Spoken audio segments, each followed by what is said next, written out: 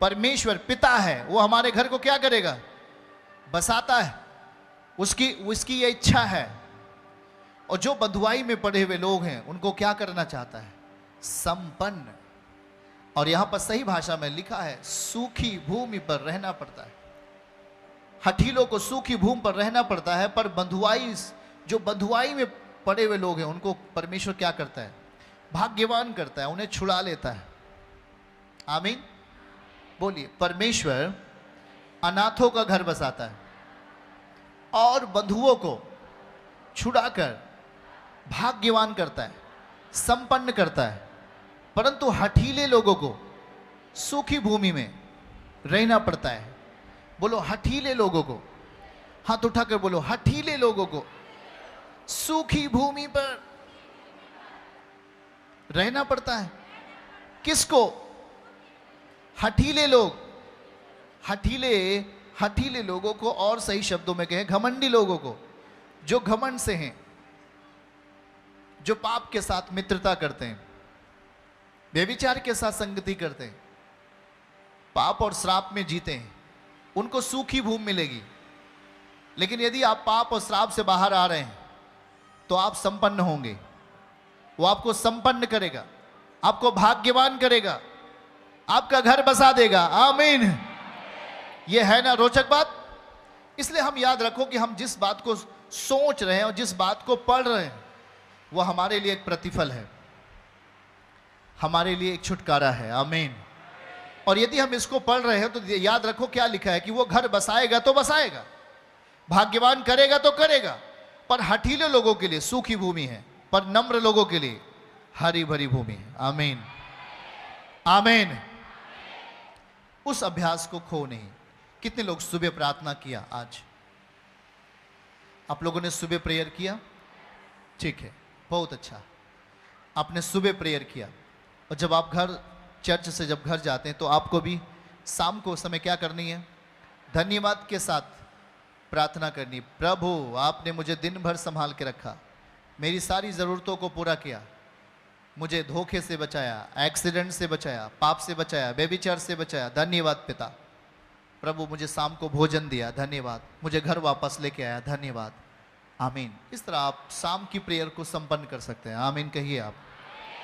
चलिए फिर से देखें। बोले यदि अपनी जुबान से हमें क्या करना है, तब हमारी जुबान क्या होगी? साधारण होगी।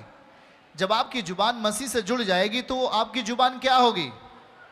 साधारण रहेगी? नहीं। आपका मन जब मसीह से जुड़ जाएगा, आपका मन क्या रहेगा? साधारण रहेगा? नहीं। क्या होगा? सामर्थ्य और आत्मा का चलन होगा। 1 कुरिन्थियों 2:4 जो अभी हमने देखा। यदि हमारा मन मसीह से जुड़ा हुआ है, हमारी जुबान यदि मसीह से जुड़ गई है, तो बाइबल कहती है कि वहां सामर्थ्य होगा और आत्मा का प्रमाण होगा। आत्मा और सामर्थ्य। बोलो आत्मा और सामर्थ्य। परमेश्वर का आत्मा और उसका सामर्थ्य प्रमाण होगा, दिखाई देगा। आमीन। बातों को समझ रहे हैं संतान लोग? क्या लिखा है? मेरे वचन मेरे प्रचार में ज्ञान की लुभाने वाली बातें नहीं, परंतु आत्मा और सामर्थ्य का प्रमाण। बोलो आत्मा और सामर्थ्य का प्रमाण। यही चीजें आपके 2 स्थानों पर दिखाई देंगी। बोलो मेरे मन में और मेरी जुबान में आत्मा और सामर्थ्य का प्रमाण दिखाई देगा। अभी हमने कुछ दिखाया आपको? कितने लोगों ने समझ लिया? अभी हमने कुछ दिखाया आपको कि नहीं? देखा कि नहीं देखा? इन दोनों जगहों को हमें क्या बनाना है? शक्ति से भरपूर।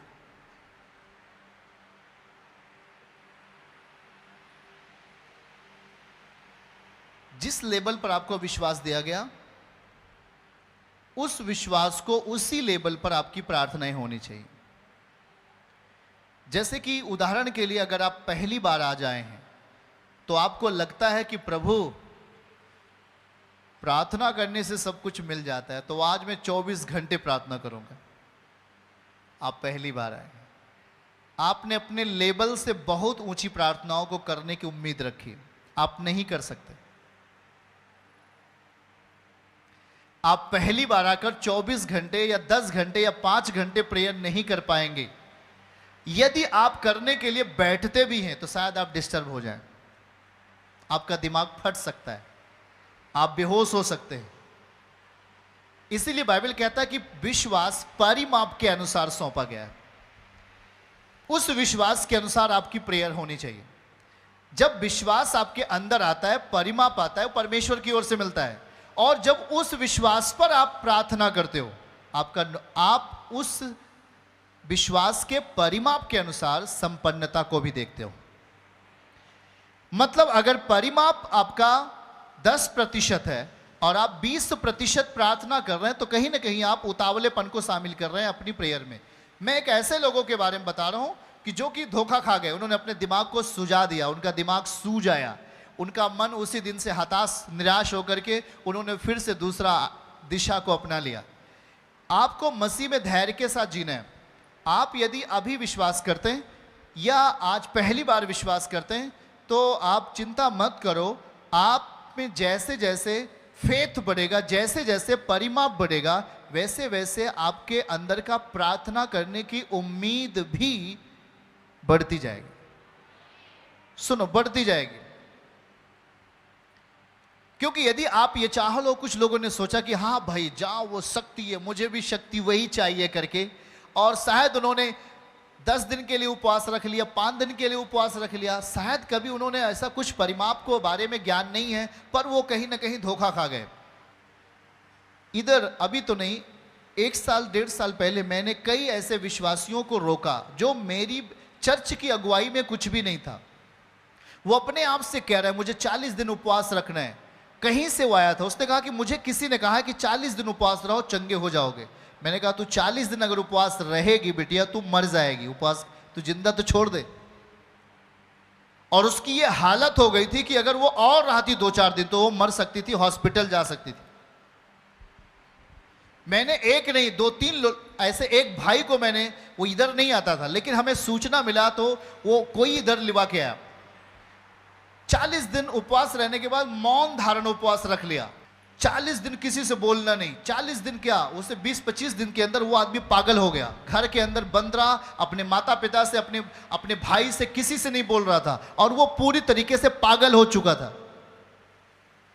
याद रखना, इसीलिए गलत काउंसलिंग आपको नरक ले जा सकती है।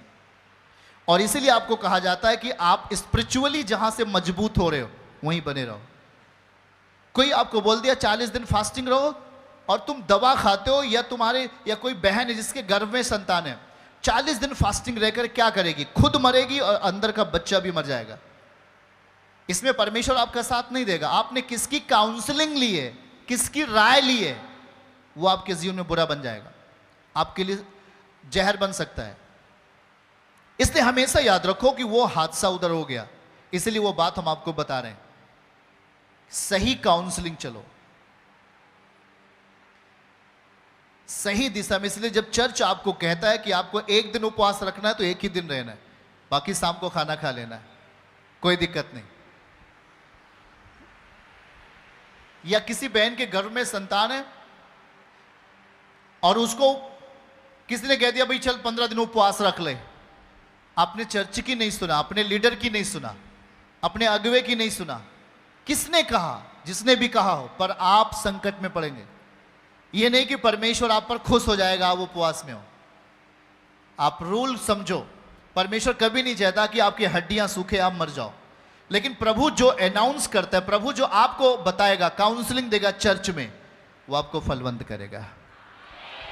चर्च की सभी प्रार्थनाओं को और परमेश्वर के दास के द्वारा टीचिंग सुनने के लिए और अपडेट्स को जानने के लिए हमारे इस चैनल को सब्सक्राइब करें और साथ में बेल आइकन को जरूर दबाएं ताकि जब भी लाइव प्रार्थना हो तो सबसे पहले आप देख सकें।